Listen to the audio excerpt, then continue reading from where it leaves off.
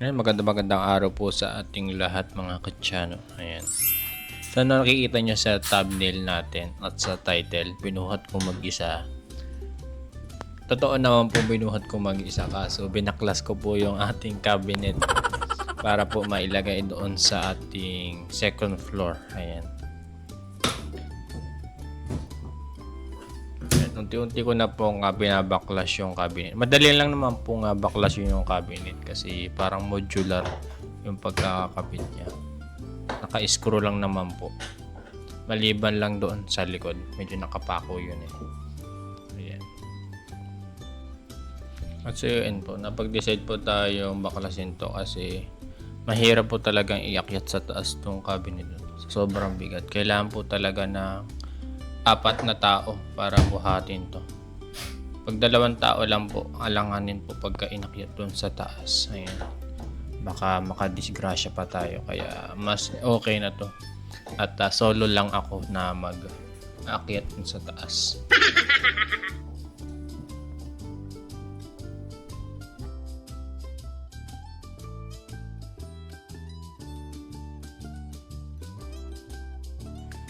So yan po, bali tinatandaan ko po yung bawat screw tsaka yung bawat design po ng ating cabinet.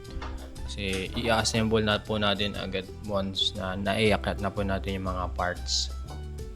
Yan, inunak po muna dito yung mga malalaking screw para madali pong tandaan. Ayan. Yan, unti-unti na po nating nababaklas yung cabinet. Ayan. Super dali lang po niya nga tanggalin.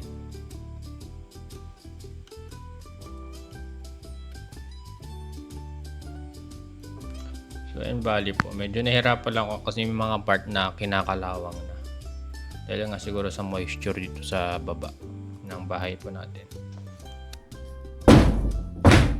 Hira.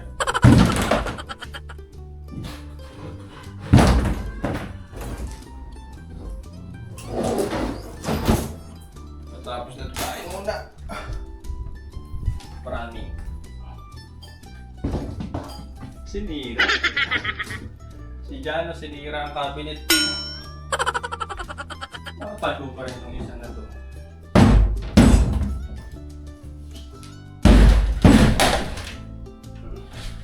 Nagwawala.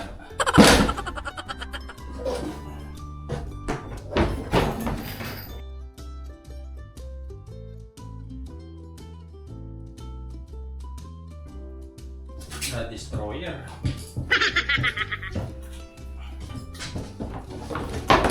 Ay, dapat na rin magka-symbol. Mag-symbol. Mga dyan, kita natin.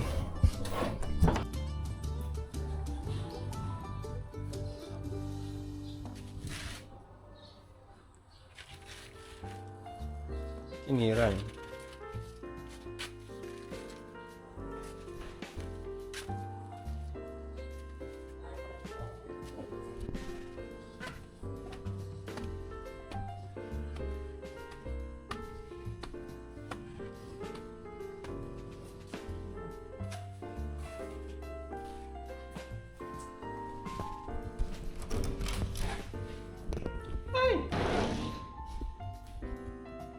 Sheesh! Sinira.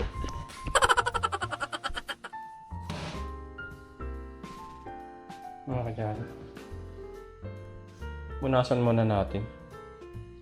Hindi ko alam kung saan ko ipupwesto. So yun po mga kadyano, isa-isa na po nating inakyat yung mga plyboards o yung mga parts po ng ating cabinet. Ayan. Medyo mas madali siyang iakyat pero mabibigat pa rin po kahit na kakahiwalay na po yung parts. Ayan, ako lang po yung nag-akyat dito. Lahat-lahat. Ayan mga kadyano. Punasan na muna natin itong mga yan. Yung mga boards kasi nagkaamok. Para pag kinabit natin, fresh.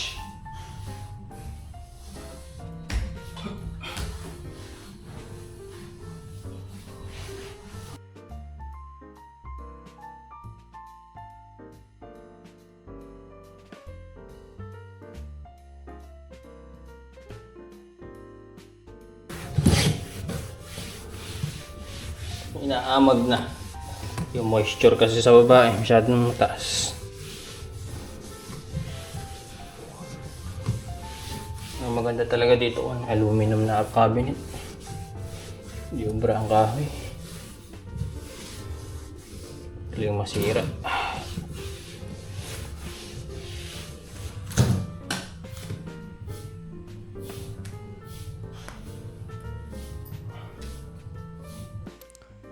At so yun po, sinisimulan ko na po i-assemble yung cabinet po natin uli.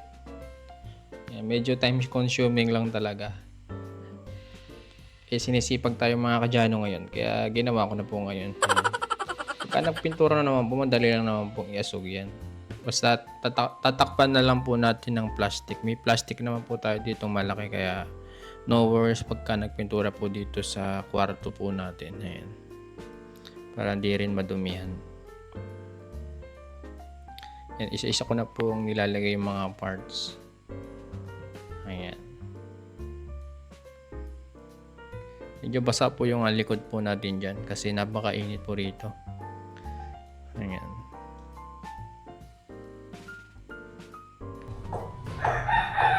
Pero nung habang ina-assemble ko yung cabinet na yan, medyo natatandaan ko yung mga pinagbabaklas ko kanina. Yan, yung top naman na portion yung ikinakabit natin. Very modular lang talaga siya. Madali siyang i-assemble tsaka disassemble.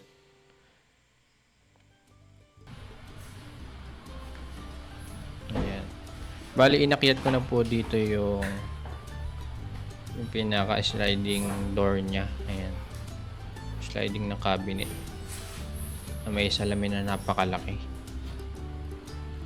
Medyo may kabigatan din po itong part na to.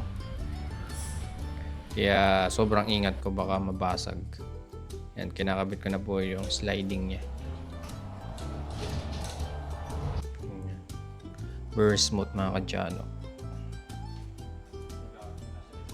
Ang ganda. Yun nga lang po, gumagewang pa. Ayan mga kadyano. At syempre next naman, yung pangalawang sliding door ng cabinet po ng ating cabinet. Ayan. Yan, hirap na hirap ako dyan. Oh. Halatang mabigat po yung pinto na yan. Kahit na medyo may kanapisan. Yan, hindi po talaga kayang buhatin na may ganyan. Detachable naman siya. Kaya isa kong inakyat. Ayan. Ayan yung pusa ko dyan. Nag-isyoso. Ay, nakulong ang pusa ko.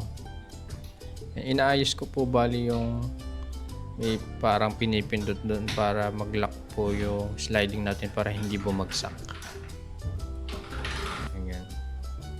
At ay kinakabit ko na po yung parang harang doon sa sliding in case na matanggal yung lock. Ayan.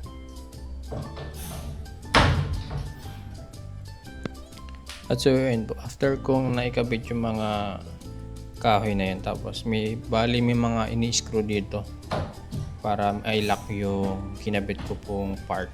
Ayan.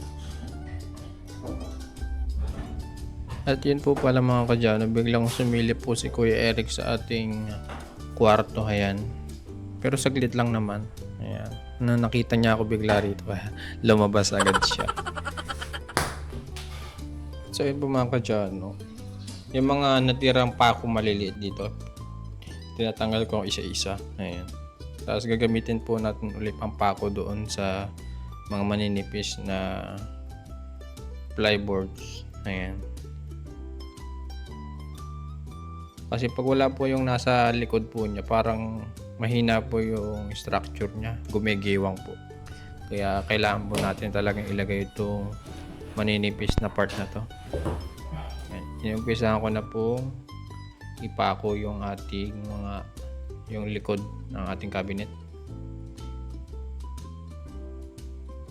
Ayan, medyo time consuming kasi medyo marami po yung pakong nailagay po natin dito. Bali kinabit ko lang po sa ibang pwesto. Ayan. Isa ko para matibay o matatag po yung ating cabinet. Hindi po siya nagsasayaw. Ayan. Kahit manipis po yung naikabit sa likod pero matibay naman po yung kinalabasan niya. Ayan.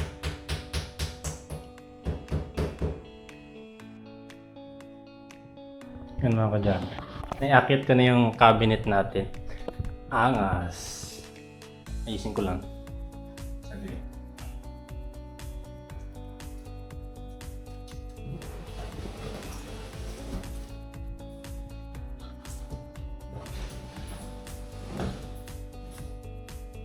Discuss ang tiles.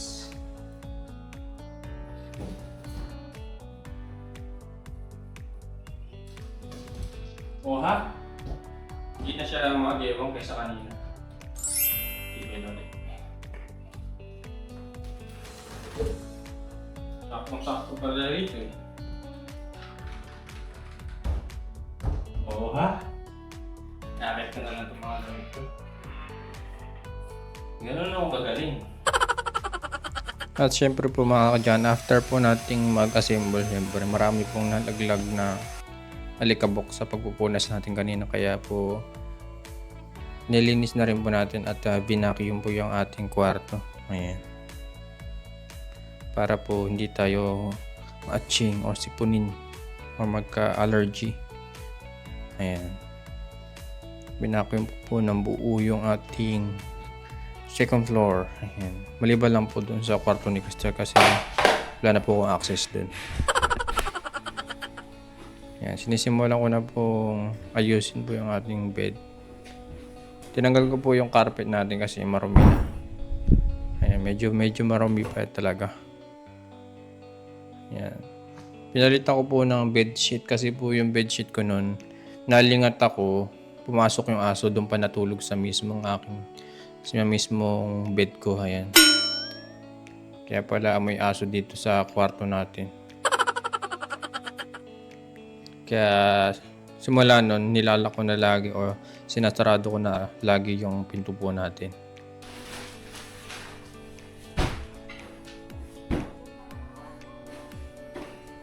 Nagsawa na ako yan.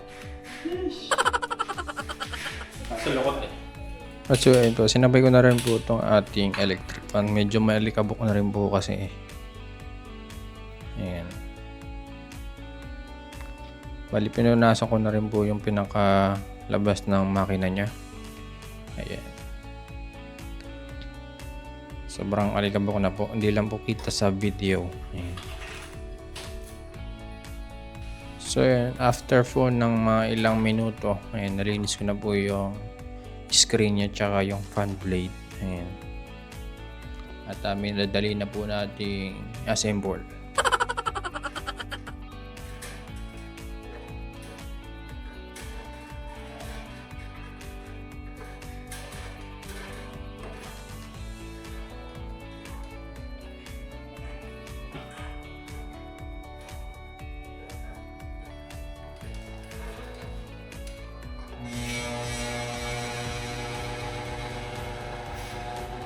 Ingay na. Sarap!